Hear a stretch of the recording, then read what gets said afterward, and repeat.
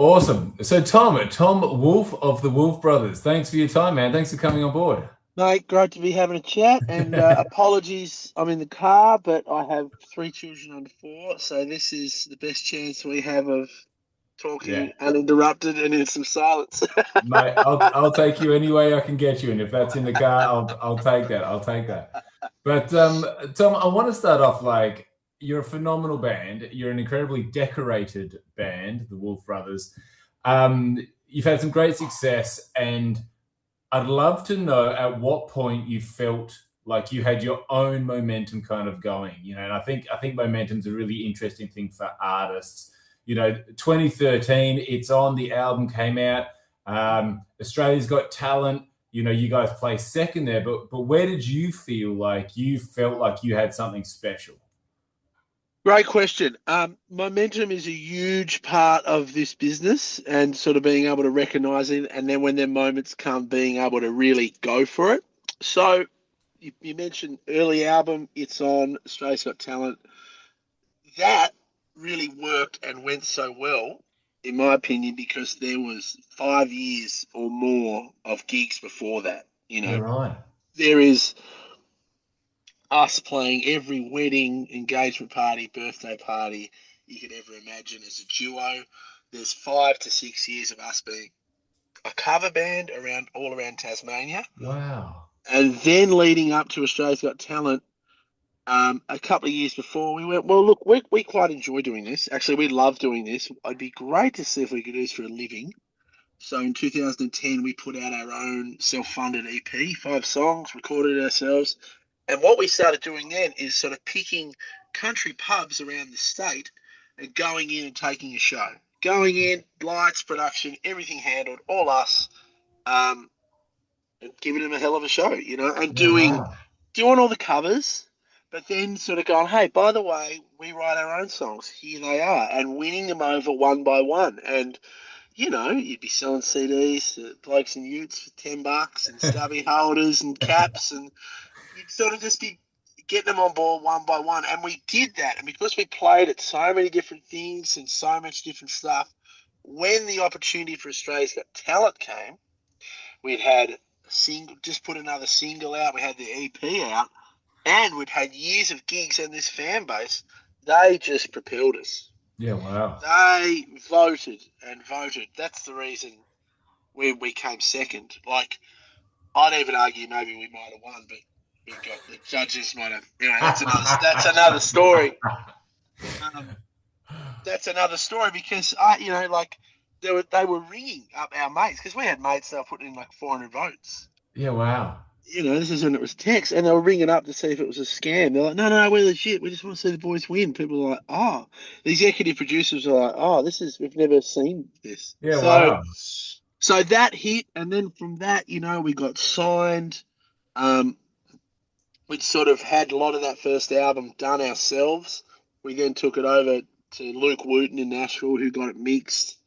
And then from there, the opportunities came because we'd sort of done that groundwork. Lee Kernaghan saw the show. He took us on tour, had the album ready to go. So it was like bang, bang, bang. And it was like Mm. kept that momentum up.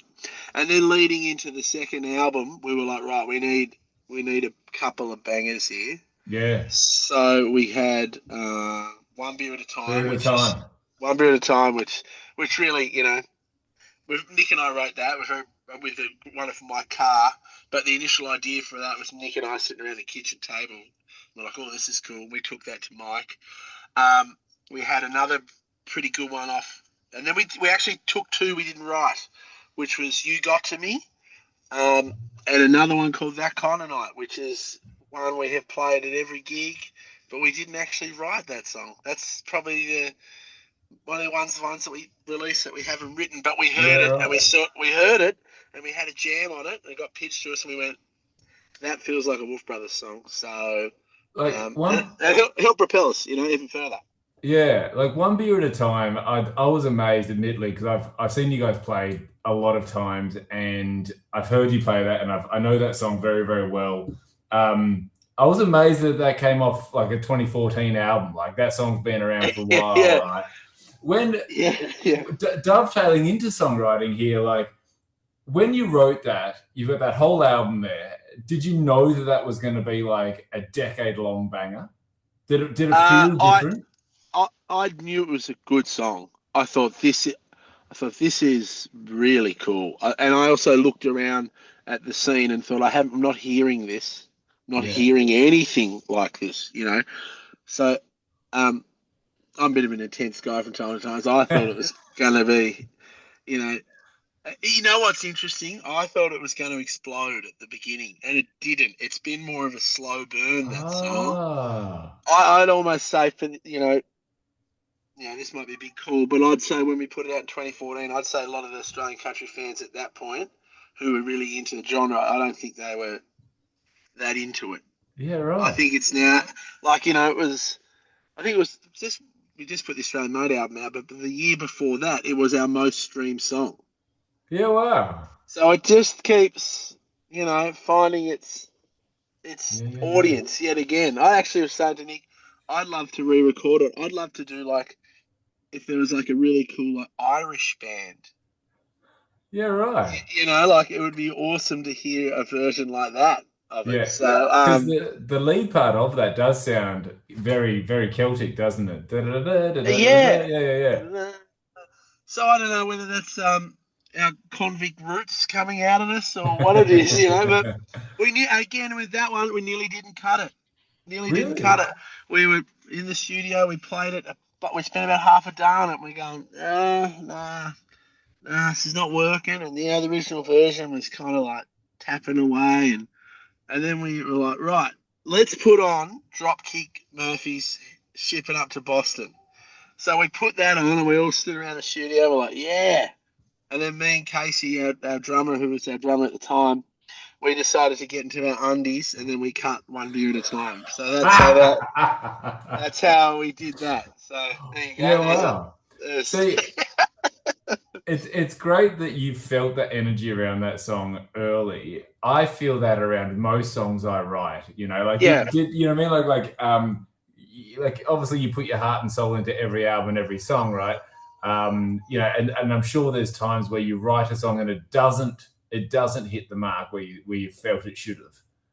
yeah, that definitely happens. And sometimes you write something and you, in the moment, you'd be like, "This is awesome," and then you sort of go away and listen to it, or like show other people, or show my wife, and they'll be like, "Nah, this is not it." So but that's the beauty of it. I mean, I think you just got to keep. That's the beauty of the craft, like very rarely does someone write one song and then that's a big hit. It takes Totally. years of, you got to do the 10,000 hours. Like Mm. first album for us, Nick was predominantly the main writer. I did little bits and pieces with him. Same with the second. It was really the third album. Me and Brody really wanted to try and up our chops in writing, and we wrote some utter garbage, like garbage for weeks and weeks, and then we found our little rhythm. It was like, okay, there we go, So Yeah, yeah, yeah. yeah, I got a song on the third album, Love Gone, which is one that was sort of my baby, but that was sort of the first one I wrote without Nick. Yeah, okay. I was Yeah, like, yeah. cool, okay, I can actually do this. Yeah, yeah, yeah, yeah. Does that Do make you? sense? Oh, 100%, Yeah. 100%. And how do you manage creative differences? You know what? This is one thing we've been very lucky. We're very much on the same page, especially now.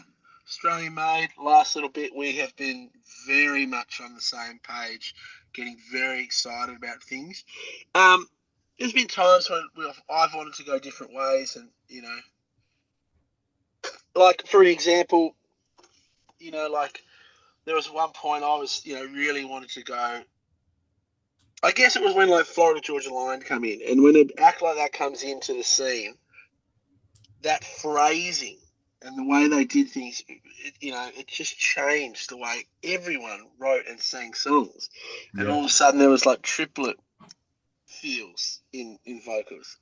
And I can remember we were doing a write, and it's on the third album. It's a song called Pull It On Over. And the lyrics are, "Hey girl, that dashboard light, something on you and I. and anyway, one part of the verse is like, "Did I get them lips on mine?" Like a little triplety Oh feel, yeah, yeah, yeah. and I was like, "Nah," I was like freaking out. I was like, "Oh, what are we doing? Like, we're ruining it." And then like in hindsight, I was being way over the top, and I thought, oh, you know. So look, honestly, we find our way, and then often, sometimes Nick will go, "This is the banger," and I'll be like, "No, it's this." We both have our strengths and weaknesses. Like like Ain't Seen It Yet, which was a big song for us Yeah, off the yeah, yeah, Country yeah. Heart album. I knew that was I knew that was going to be a big song. Yeah. Soon as we were in the studio playing it, I was like, "Oh, okay, this is It's one of those okay." songs. The first few bars, you hear that, you're like you can tell there's an aura around a song that's coming. There is, and I knew that, and it was the last song we recorded for that album, and it was Oh wow. so different to the rest of the album. We were like, "Oh, we can't." Nick was like, "We can't put this out." I was like, "No, we got to do it." And then I think what with that song, what can really make a good song, you know, especially at this point, so much of our forum was CMC, a country music channel, Yeah. is a good video. A good video Ah. can really help. So for Ain't Seen It Yet, I think that's one of the best videos we've made. It's 8 shots, one sort of continuous shot, but only 8 shots for the whole clip. And I was watching CMC at the time, and I was like, man, every clip has got so much going on and so many shots, and we're all trying to tell this story. And there's the car, and there's. I was like, it's too much. I was like, it's actually too much. Yeah, It's yeah, doing the yeah. reverse effect. And I was like, we just need like one shot. Do the clip as one shot, so people have to stop and actually focus and listen to the song. So I actually got a handy cam recorder out and I walked down the farm driveway. I was like, we should do this. Come to the sign when it says written right here, written high, Cascade Blue, and had all these plans. And then I sent that to a director, and he's like, okay, let me Got tweak that. So there you go. It was, it. Yeah, yeah, there you are. less is often more, Yeah, you yeah, know? yeah, yeah. Yeah, yeah, Speaking of which, you recently posted about your relationship with alcohol, Tom, yeah, yeah. and this. I think it's very. There's a lot of courage to do that, particularly because a lot of stigma around alcohol, but even more so in the live music scene and a lot of artists. Our job at the end of the day is to bring people into pubs to sell beer or whatever, Absolutely. right? So I'd love to hear how you've managed that and what you have found on the other side of saying goodbye to it. Yeah. So, yeah. Look, I mean, look, you can either say unfortunately, or I tend to now say like fortunately. Like I am an alcoholic. Like I live the lifestyle of work really hard and then probably play hard. Yep. You're right. There is a stigma. Like I didn't think I was an alcoholic for a long time because I thought an alcoholic was someone who was lying in the gutter at 5 a.m., Yeah. unable to, you know, have a job. But I had a job and I had a successful band and kids and farm and did stuff. But yeah, my release and the way I emotionally detached and controlled my own emotions was with alcohol, really. Yeah. And I Yeah. would use booze to either regulate myself, take myself higher. If it was a great show, I'd never really walk on. I'd have a few drinks, but I'd never be going on stage slurring and falling No, no, no. over. I care about the music too much. But once the work was done and the signing was done, we were on. Yeah. Um, so yeah, it just got to a point in the last couple of years where my intuition and everything about me was saying, right, if I don't sort this out, we're at the top of the slide and we are starting to Yeah. Okay. really rapidly go down. So, it. I just, I've learnt with AA and wonderful fellowship and program that I'm in is that the power of yet. I hadn't lost my Love family, that. hadn't lost my family yet. Yeah. My band hadn't fallen apart yet. Yeah. My marriage hadn't collapsed yet. I hadn't done serious health effects yet. So I'm lucky I had the self awareness to pull out when I did. Mm. Um, and I've seen a lot of people who don't, and it's very sad because Yeah. people sometimes have to go really, really low. And it's alcohol. It's a horrible disease. I mean, it really is a disease. It just for some people, what it does in their brain, it just And Yeah. for me, like I got diagnosed with ADHD at the start of this year. That was another thing too. Yeah. Okay. I'm going to try medication. I thought, well, there's no way I'm going to try medication to do alcohol. Yeah. Yeah. Yeah. That would be completely disingenuous. Yeah. Yeah. To the doctor being like, "Are you drinking much?" Oh, a little bit. Okay, sure. You know, you want to know how to make yourself be more productive. Not drink like 2 bottles of vodka and a carton of beer every weekend. Yeah. So yeah, man. I took myself to a meeting, found it was something really helpful, and I've kept going. And then the reason I posted about it is I went on the Alpha Blokes podcast, and I was pretty nervous to do that because a lot of their content, I mean, they're sponsored by Yeah. Better Beer, Yeah. so they're great blokes, and they're like, "You have a beer on the pod," and I was like, "Well," just before we went on, I was like, "Listen, I don't drink. I'm in AA now, actually." And they're like, "Well, would you be up to talking about it?" And I was like, "If you think it's appropriate." So I did, and I was really surprised the amount of feedback and Mm. messages from blokes I got, blokes who wouldn't normally message. Yes. A lot of blokes like, mate, I'm in the same boat. I've got 2 kids and I'm 6 months and I'm really trying to get me shit together. And I was like, wow.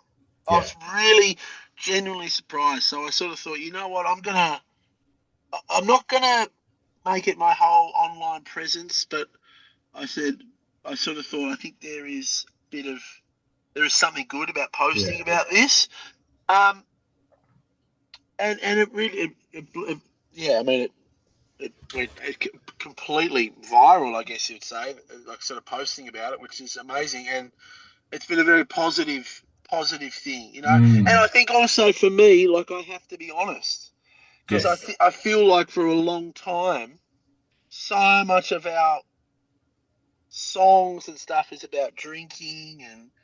I mean, I said again, the opening line is around here we get high on Cascade Blue. I've sort of felt for the last few years I almost had to be that guy. Yeah. Does that make It sense? Like, does.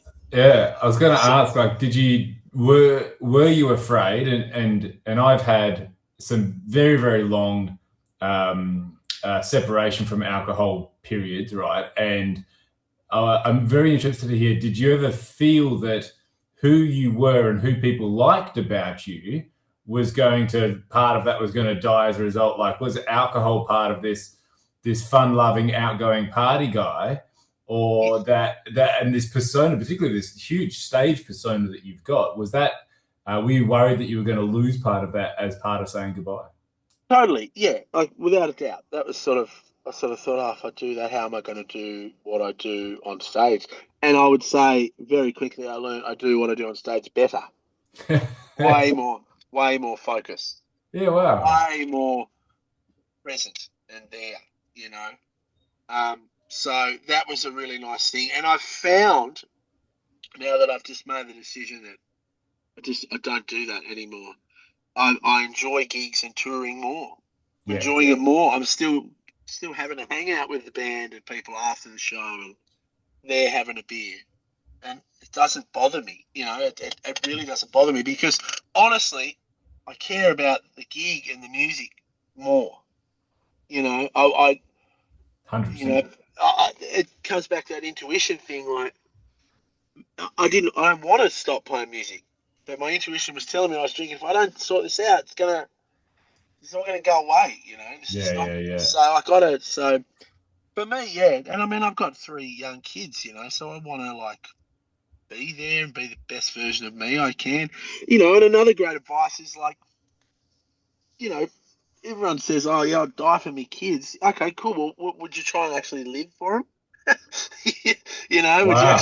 Would you actually try and like you know, do something Yeah. decent for him. And I mean, that's sort of, you know, I mean, don't get me wrong, it's been very hard and very challenging at times, but anything good in life, often is hard and challenging. So, Yeah. you have to sort of push yourself. And I'm very glad. I'm nearly 10 months now.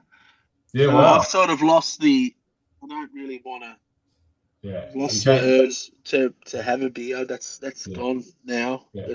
Which is fantastic. Because sometimes it's habit, isn't it? You almost feel like your Total hands are habit. empty. Yeah. Total habit. And yeah, it's total habit. I mean, it's like, I grew up with a dad who was great bloke, really great bloke, but essentially the same type of guy as me. Worked really hard, Friday night, Yeah. drink half bottle of scotch and put Elvis on. But he never saw it as a problem either, and I didn't either because next morning he'd be up on the tractor at 8 a.m. Yeah. Yeah. That was sort of how he was. And it says, look, there's that many blokes and people out there like that. You know, Mm. I Yeah. just sort of thought, well, I just sort of thought I'll try and see if there's another option, and I've been very glad I have because it's Good. been a very, Yeah. very. I'm really starting to see and reap the rewards of sobriety, and Brilliant. it's a good thing, great thing. Yeah. Really, really impressed, Tom. And Oh yeah, it's like again, it's been pretty challenging. Like there's been some times it's been challenging, yeah. like first Tamworth this Tamworth festival. It was the first one Yeah. sober. I did my first Gimpy Muster sober. Like when it was actually odd. This is terrible to say, but it was odd going to Tamworth. It's normally, you're there for a few days, couple of shows, there's media, there's the awards, all the stuff. Normally I'd go to Woolies, get some supplies for the com, water, some snacks, whatever. And then I'd go straight to the bottle shop and make sure I got enough booze. Yeah. I'd Yeah. load up on vodka and like I didn't do that. I was like, oh, this actually feels weird, which is Yeah. so terrible. And my wife got to come up this awards, which was lovely. And we were like talking, and we were like, got to the awards show day. Cause we do two shows on the Friday, and we're busy. It's flat out, but Yeah. it's great. It's so great. And I got to the awards and I was like, oh, I'm feeling really good. My Yeah. voice is still great. I'm feeling really good today. She's like, yeah, because you're not writing yourself off every day. I was like, oh yeah, funny thing, that isn't it? So Yeah. yeah, man, it's good. It's been a really Good. positive thing. And so the year ahead, 2026 is still pretty young. Like what's in store for you guys? Yeah, we're going to go at it this year. We're going to announce a tour very soon. Woof.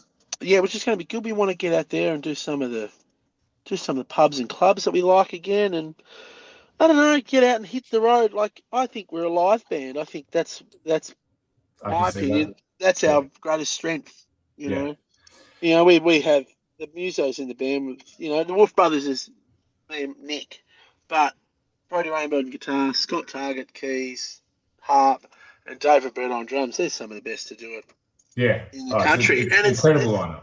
and it's just Yeah. such a pleasure to play. So we want to get out there and take the show to people and do what we do. Tom, do you ever, even this season, do you find that there are pockets of like geographical like parts of Australia that you don't tour back to? Like are there like a lot of musos talk to me about like they have their sweet spots, right? And places they go to because they know that they're going to be well received, and places Absolutely. they don't go to because they've just never had that same sort of like why keep investing there? Do Yeah, you still find that? yeah, like probably out your way out west. We do quite well, but like it's probably. I mean, it's just such a long way and such Big a big big commitment. journey to do great numbers. Like the last run we did some good numbers at a couple of the venues, but a couple were quite light. But you've got to kind of learn to balance that. You can sort of balance that out. So, you might lose on a run, but the next week you might make it. If you can kind of balance it out, and if it's worth the loss, Yeah. if you can go over and do a show to 150 people and win them, so the next time Yes. you go back, there's 350. Yeah. That's a really positive thing. So yeah, it's about doing that. But we have some, like, obviously Tassie is amazing. It Yeah. kills. Um, Queensland's really strong for us. Victoria's really strong. There's some parts of regional New South Wales. A song we've found we've never done well in big cities. Really, rarely have we done well in A like lot of people say that. A yeah, lot like of people. rarely will we do well in Sydney, but go an hour out west we'll do really well. Yeah, Same with right. Melbourne. Melbourne City. Now put us at York on Lilydale, an hour out we'll kill it. You know. So, but that's when we're a country band, we're a regional Yeah, band. That's what we do. So yeah. it's fine.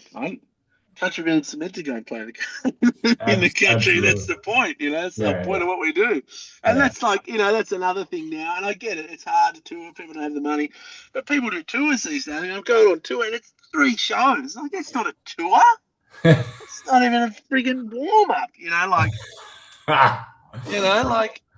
That's it's not a pet peeve, and everyone's got to run their own race. But it's like it's like, oh, we had a sold out tour. Yeah, you had a sold out tour because you played 5 shows and 2 of them were a festival. Yeah, yeah, yeah. So we have a lot of respect for guys like Slim was 3 4 months, 6 nights a week. Monday Yeah, nights, Mondays off for motel rest and wash your clothes and go again. yeah, yeah, And yeah. the pub bands, the great Australian pub bands, like they were out 6 nights Slogging a them. week. Yeah, And it makes me a bit sad that it's not that scene anymore. But that's okay. That's the world we're in now. So yeah, it's just sort of about finding the balance to all that now, really. yeah. Just on the live show, you guys are one of the most consistently mind-blowing live performers I've seen, right? And I've seen you guys, a number of times now. How do you keep redefining and keep elevating your show time and time again? Like, how do you drive that? I think you don't get lazy.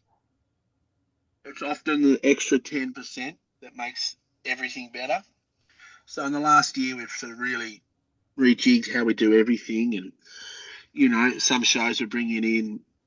We've put everything on click. Everything we can do a full Yep. time code light show now.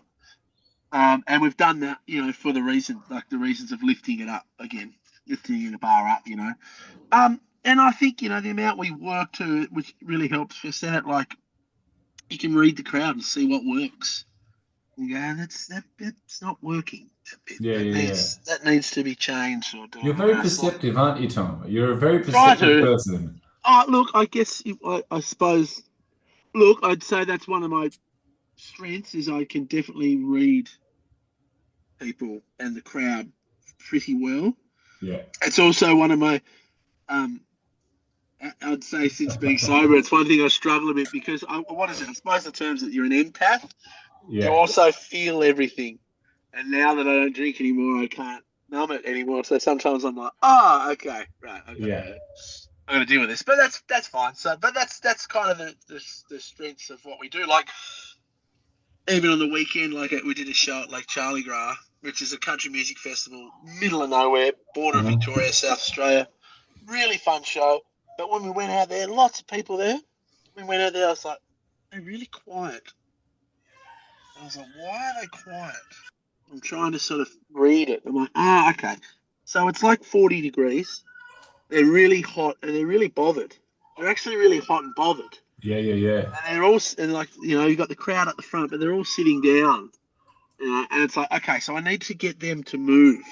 So then this is the things that go into my brain. I go, right, when we finish this song, we'll like stop there. Right, let's everyone get stand up for this bit. Let's do this, you know, to sort of to change that move, And then by the end of the gig, it was like, we were there. We really Got had it. them. But yeah, it's like being able to read those situations and go, what do we need exactly here Yes. to make this bit work? Does that make Yeah. sense? Oh, it does 100%. And Yeah. that's, I think, as equal an important skill as a live performer as being able to play your instrument. I think so. And I think I'm really good at that. Like I think that's one of my real strengths. And I think that's where Nick and I really work because Nick's so good. Nick's such a good player, such a good, consistently great singer. Like Yes. you Amazing know, voice. Yeah. there's some guys, go out and they'll do 2 shows and they can't talk. Nick, I've seen him do 5 shows and yep, all right. No, he's on it. But he's I'm obviously the extrovert, he's the introvert, and that's where we kind of work. So I'll go out on stage. Yeah. Which It's is a funny. weird, it's a weird combo that I'm the bass player, not the lead singer, but kind of front the band. But that was just honestly born out of, that was honestly born out of kind of necessity and just came around really natural. Because when we were doing gigs in the pubs and all these duo gigs, we both just sit there, and then like people would be like, "Who? What are you called? What's your names?" And Nick would be like, I don't know, I'm not talking." Singing in front of people is no way. So I sort of thought, right, well, I've got to be that guy. Yeah, yeah, yeah. Oh, okay, well, if I've got to be that guy, I'll do it. Yeah. You know? And you So I guys sort do it of well. Yeah. try to. Yeah. Well, evidently, Tom, Yeah. evidently. Thank you for your time, man. Really All appreciate right. it. I can't wait to catch up with you guys again. I'm sure there'll be a Reg Fest around somewhere this year that our paths will cross again. I think we're already booked on one. I think, aren't we? Is he coming over to? You coming over to Taz? Yeah. I am. I can't wait. Yeah, I love Tassie. Coming to the Yeah, motherland. Yeah. and I'm bringing the family with me again, Oh, cool, man. which is gonna be cool. So my little bub and my partner are gonna head over there, and I've been to Tassie 3 or 4 times, but my partner's never been. So Sure. I'll play tour guide. I can't wait. It's gonna be great. But Well, we're going to catch up. It's going to be great, man. yeah, awesome, Tom. Thank you again for your time. All the best for 2026, and we'll catch you soon. Good on you, man. Good stuff. Thanks. Cheers.